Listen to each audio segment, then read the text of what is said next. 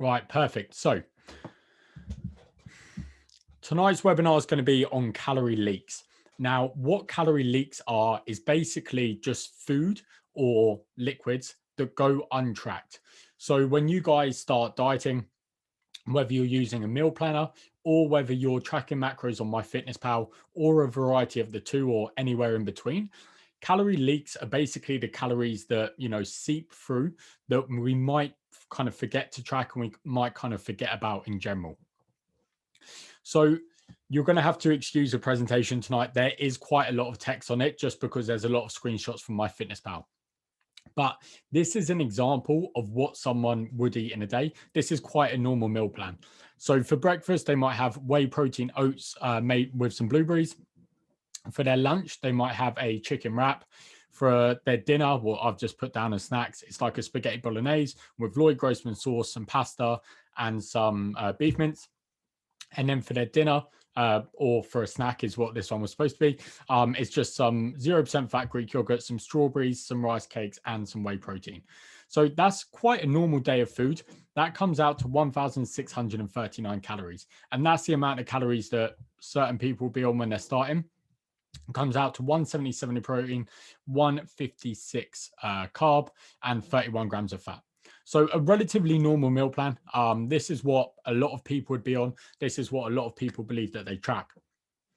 But then comes in the calorie leaks. So then this is what they have actually eaten that day and just forgotten about. So they made their protein oats in the morning with 200 milliliters of semi-skim milk. They had when they got to the office, they had a biscuit off of the side because it was there, and they grabbed a Starbucks latte on the way to work, and they had a little bit of light mayonnaise on top of their chicken wrap. With the yogurt meal, they had a little bit of honey to flavor the yogurt. And then with their dinner, they used 10 grams of oil to cook all of it in, and they sprinkled a little bit of cheese on top, and they just kind of thought, a little bit of cheese is not going to add that much difference. But then that comes out to 200 grams of protein, 200 grams of carb, and 68 grams of fat. What comes out to 2,271 calories. Now, this isn't even you eating something that, you know that you should be tracking. It's not like when you was at Starbucks, you grabbed yourself a chocolate muffin or, a millionaire shortbread or something and thought, I probably shouldn't be having this, but I'm going to have it. These are all just little things throughout the day that have snuck in that you've just kind of forgotten about. And then that comes out to 632 calories of untracked food. 632 calories is the difference of you making progress to you stalling or even putting on weight. Most people, when they start a diet, will be in about a 10% calorie deficit. So if your maintenance is, 2,500, you'll probably start with about a 250 calorie deficit, give or take some, depending on circumstances. So if you can imagine, if we're starting a diet and we're only in a 10% deficit, what could be about 250 calories, but we're not tracking and we're consuming an extra 632, it's no surprise that we're not seeing the level of progress that we'd expect to. And this is quite often why some people can diet on more calories than others. Not always, there's a lot of other factors at play as well. But people who can diet on high calories are quite often just the people who remember to actually track all of their calories. So let me just explain that. If you have person A and person B, and they're both, on a very similar plan, person A eats 1,600 calories a day, but tracks every single calorie. They're on 1,600. Person B is only on 1,300 calories, but they get all these calorie leaks. So they're actually consuming an extra 600 or 700 calories. And then person B is like, what does person A get to eat more food than me? It's probably just the case that person B is not tracking a lot of food, and they're, forgetting to account for all of this food. So it's not always the reason. Of course, there's a lot of, different stuff at play, age, training age, activity level and whatnot, that's going to make up a big chunk of it. But I've seen this example happen quite a few times. So as the saying goes, if you don't count calories, calories still count. So a lot of people try and get away with stuff and they're a bit like, oh, I won't put that into MyFitnessPal because if I don't see that number of calories, then it won't bother me. Or like they'll eat something or drink something thinking, oh, I should probably track that, but it's only one thing, so I won't worry about it too much. you're just lying to yourself. You're just making the process a lot harder for yourself. And if you're having coaching off me, you make the process a lot harder from a coach's perspective as well, because there's all of these hidden calories that are going untracked. And then a coach is kind of like, I dropped their calories last week, or, they should be progressing at this amount of calories. Why aren't they? And this can make that process quite hard. So it's definitely something to keep in mind if you feel like your progress has, plateaued off a little bit. So this is stuff that people forget to track, because as you go throughout the day, these are all of the foods that quite often people consume and people aren't even thinking about. So it's like coffees, especially obviously milky coffees, your lattes, your cappuccinos and whatnot. People kind of forget that they're going to have some calories in. If it's just a normal black Americano with nothing else in, it's got, 0 calories, 1 or 2 calories. Don't really need to worry too much about that. But when we're having milky coffees or anything like that, that's going to have some calories in. Healthy smoothies. This is one that clients have forgot to track before, and they kind of do it just like, oh, well, it's just blended fruit. It's just raspberries and strawberries, so it can't be that bad on calories. If you go and look at the back of like an innocent smoothie, what's the one that most people grab when they get a meal deal? There's about 250 to 350 calories in it. You imagine you have one of them every single day. That's that 10% deficit that we spoke about earlier gone, just from a small little 250 ml drink. The mid-morning biscuit and pastries, and this is definitely a lot worse when people are in the office. When you sit down in a meeting, there's a pile of biscuits or nice pastries or donuts in front of you, and you kind of just think, oh, one won't hurt, but then you don't track and account for it. Or, as you're moving throughout the day, you grab one, just have with your mid-morning coffee, and again, it just goes untracked. Bites of other people's food. So you're sitting down with your other half, you've got whatever meal you've decided prep yourself, she's got something that looks a little bit nicer, and you're like, I'll just have a little nibble of that, I'll just have a little taste of that, and then you have a few forkfuls of that. And again, as a single item, one bite of food probably isn't going to do that much, but all of that little bit added up throughout the days and throughout the weeks will. Finishing the kids' dinners. Now, this is a big one for parents. Parents tell me that they do it all the time. They'll make their kids dinner and then they won't quite finish it. They'll leave a little bit of spaghetti bolognese, or maybe their kid only normally eats 4 chicken nuggets and they put in 6 because there's no point in leaving 2. So they eat them too. They finish a little bit of kids' dinner before having theirs as well. And then again, this is all calories and all food that's going untracked. Sharing nibbles, e.g. crisps and boxes of chocolates. This is a really bad one, especially around December and around this time of year. You're sitting around with all of your family. In front of you, there's a bowl of crisps, or in front of you, there's a box of Heroes. And you're like, oh, I'll just have one. And then you have one, and then it's never just one. And then you keep nibbling away and nibbling away. Even if you try to then go, oh, that was probably, I had 3 or 4 chocolates, or I probably had like a handful of crisps. 1, you probably didn't. You probably consumed a lot more than that. And 2, it's just unweighed and untracked food again. And then finally, eyeballing food weights or not weighing food in grams. So this is a big one. I've been tracking food for years and years and years, and I'm pretty good at eyeballing food, but it's still not accurate enough for me not to need to weigh stuff.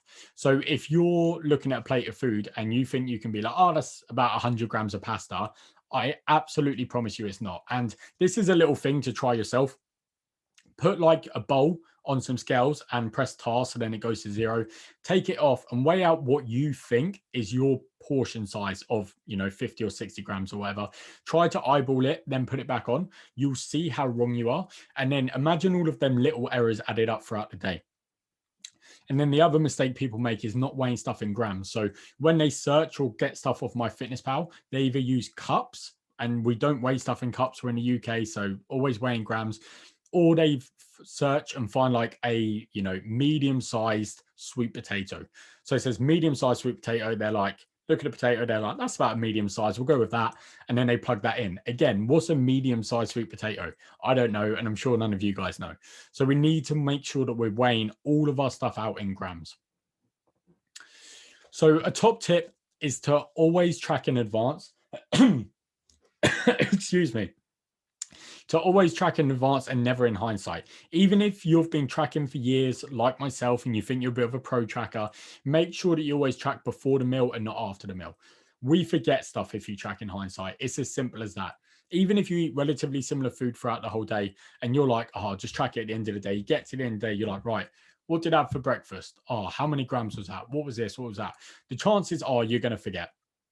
So always make sure, if you're relatively new to tracking and you still haven't got your head around it, preferably always track the day before. So it's Thursday night tonight. I'd sit down tonight and track my whole day's worth of food tomorrow. If you're someone who likes to, have a little bit of variety in a day, you could leave yourself a buffer of 300 or 400 calories. So then you can have a little snack of this or swap this for this or whatever as you go throughout the day, but track in advance. And like I said, even if you're a pro tracker, decide like what you want to have for lunch or for dinner, and then sit down, track it, then make it, cook it, and eat it. Make sure that it goes in that order and you're not tracking in hindsight. So these are the hidden untracked calories. So these are all of the calories that people quite often don't even know that are there until I kind of point them out to them. Oils used to cook with is a big one. People will cook a load of chicken breast in the oven and dose it in olive oil. They'll cook a spaghetti bolognese and they'll whack a load of oil into the pan. First and foremost, you always underestimate how much oil you're using. You're like, oh yeah, it's probably about 5 grams. So even if you are tracking, you guess it and it's always wrong. But more often than not, people aren't even tracking this. And, they'll say, but doesn't the oil burn off when you cook it? Don't the calories burn off? And it doesn't, unfortunately. And there's a reason why everything tastes a lot better when it's been cooked in a load of oil. When it comes to, shallow frying stuff and deep frying stuff, the first thing with deep frying, because I had a client ask me how to track something that's deep fried, you have to kind of ask yourself, how often should you be eating deep fried food if you're trying to lead a healthier lifestyle?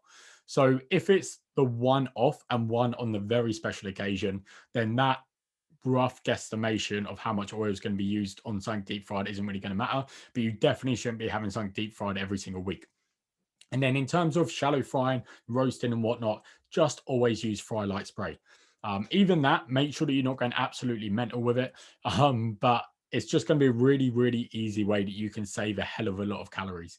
If you are someone who really wants to use oil, or maybe you're a guy in a gaining phase, so you want them extra calories, just make sure that you weigh it like you weigh everything else. Liquid calories, we already covered a couple of them, but stuff like orange juices, apple juices, milky coffees, anything that you're drinking, there isn't 0 calories, e.g. water. Even like the flavored waters, and some of the diet drinks, they're diet drinks, they're not 0 calorie drinks. So while they're relatively minute, some of them have got a few more calories in than maybe what you'd expect. Spreads that people put on stuff. So someone will put, like, track into MyFitnessPal, I had 2 slices of toast for breakfast, but they don't track the 10 or 15 grams of butter that they put on top of it. So, spreads that they're putting on top of stuff.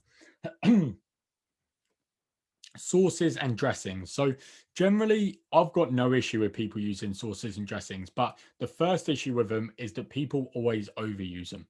They put a little dollop on their plate. They're like, oh yeah, that's about 20 grams. And it never is. It's always pretty much double that. And a lot of sauces and dressings have got a lot of calories in as well. So I normally just say track them. You can use your lower calorie sauces, stuff like low salt and sugar ketchup, low salt soy sauce, yellow mustard, hot sauce. They're all relatively low calorie, but even them, I'd still track them. They've still got calories in and it will stop you from over consuming them. Seasonings. So generally when you're using dry herbs and spices, stuff like, let's say coriander, turmeric, chili powder, all of that stuff's fine. But it's when you start getting like the pre-mixed, like barbecue flavor packets and stuff like that, all of them can have a fair amount of calories in and they can add up quite quick.